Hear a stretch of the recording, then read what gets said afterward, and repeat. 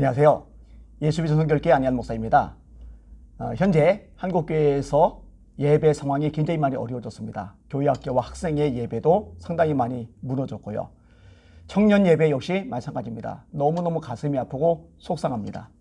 초유의 사태가 발생한 거죠. 이게 정부의 압박 때문입니다. 언론의 여론몰이 때문입니다. 이런 상황에서 존경받는 이재철 목사님께서 온라인 예배는 제2의 종교개혁이다 이렇게 말씀하시니까 참 힘을 많이 빼시는구나 이런 생각이 들었어요. 그래서 제가 그 부분을 방송을 통해 다루었습니다. 저는 이재철 목사님을 김동호 목사님 대하듯이 대할 마음이 없어요. 이재철 목사님은 김동호 목사님과 다릅니다. 김동호 목사님은 차별금지 법안을 공식 지지한 청어람을 만든 분이에요. 한국교회 비도덕적이라고 그렇게 난도질하던 분이 청어람의 대표 양희송 씨가 불륜 저질렀을 때 침묵하던 분이에요. 차별금지 법안 막으려고 애를 쓰는 분들 정말 헌신적으로 수고를 했는데 그분들을 향해서 죄 없는 자가 돌로 치라 라고 거꾸로 비난을 했던 분입니다. 그리고 가는 데마다 분열을 참 많이 일으키셨어요. 그분은요 근본이 잘못됐다고 생각을 해요. 근데 이 목사님은 사실 그렇게 생각하지는 않습니다. 그러나 이번에 온라인 예배를 그렇게 말씀하신 것은 분명히 문제가 있다고 생각을 했고 그것을 언급한 겁니다. 그런데요 이런 것을 언급한 것 때문에 반발을 하는 분들이 있더라고요. 제가 그분들에게 이야기하고 싶은 게 있어요. 말씀에 맞으면 따르세요. 순종도 하세요. 당연히 존경해야죠. 그러나 하나님의 말씀에 어긋난 것이라면 아무리 영향력이고 아무리 유명하고 아무리 존경받던 분이라 할지라도 그거는 들으면 안 됩니다.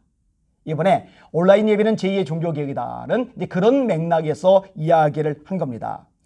여러분 이재철 목사님이 예수님은 아니시거든요. 저 역시도 그렇게 가르쳐요. 제가 하나님의 말씀을 제대로 가르치는 거라면 여러분은 무조건 순종하십시오. 따르십시오. 한마음이 되십시오. 그러나 제가 하나님의 말씀에서 어긋난 것을 가르친다면 그때는 제 말을 안 들으셔도 됩니다. 이거는 저에게만 해당되는 게 아니라 모든 목회자에게 다 해당이 되는 겁니다. 여러분들이 구독 취소를 하셨더라고요. 괜찮아요. 이 목사님을 워낙 존경해서 그렇게 하셔도 할 수 없어요.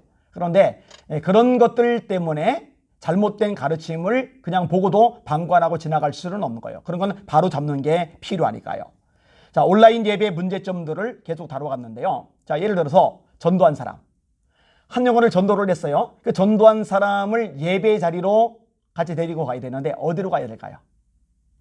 흩어져 온라인 예배를 드리는 가정으로 데려갈까요? 그게 될까요? 안 됩니다. 제대로 될 수가 없습니다.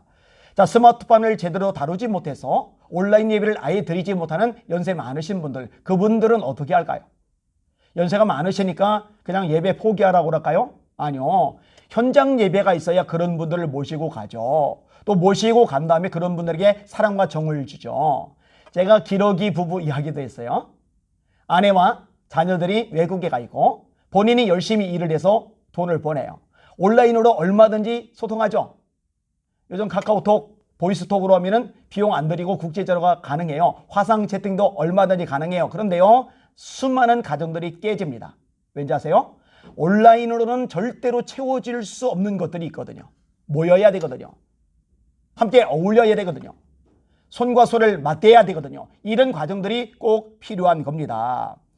여러분 요즘 대학에서 학생들이요 등록금을 반환해달라고 일부라도 반환해달라고 막 항의하는 일들이 발생을 하고 있어요. 왠지 아세요? 온라인으로 강의를 듣는데 그 강의로 제대로 채워지지 않는 것을 아는 거예요.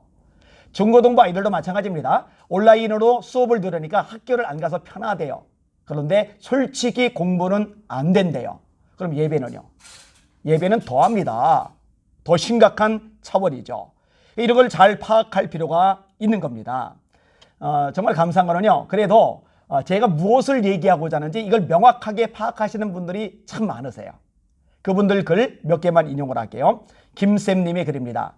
어쩐지 잘잘법 뭔가 좀 이상하더라고요. 자유주의 철학이 좀 과한 것 같고 몇몇 목사님들 영상도 문제가 있어 보여요.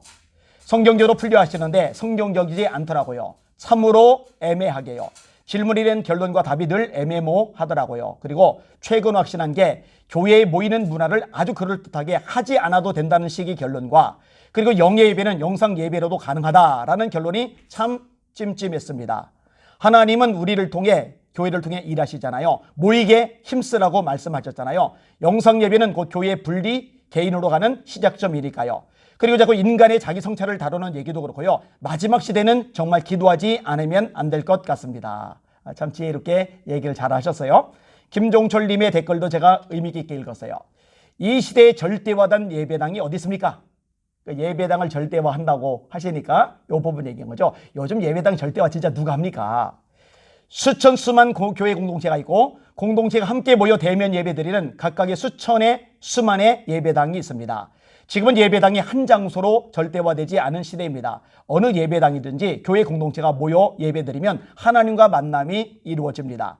그래서 이 말씀은 우한 바이러스 사태로 교회가 예배당에서 대면 예배를 드리지 않아도 되는 온라인 예배를 정당화하는 말씀이 아니죠. 주님의 교회도 학교를 왜 빌려서 모여서 대면 예배를 드리고 그리고 독립교회라는 지정된 장소에서 왜 모여서 대면 예배를 드렸나요?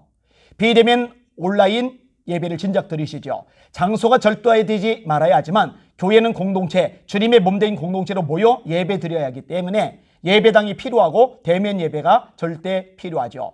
영과 진리로 예배 정신을 알게 가정예배, 구역예배, 각종 소그룹 예배를 드리고 있죠. 이런 예배는 지정된 예배 장소에서 드리는 예배가 아니죠. 가변적인 예배 장소이죠. 이 산도 저 산도 아닌 예배죠.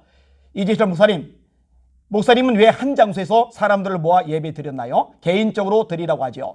예배당이 절대화될 수 없다는 믿음은 대다수의 성도들이 인지하고 있어요. 비대면 예배가 지속되고 비대면 예배로 굳어진다면 무너지는 교회 공동체에 대해서 어떻게 하실래요?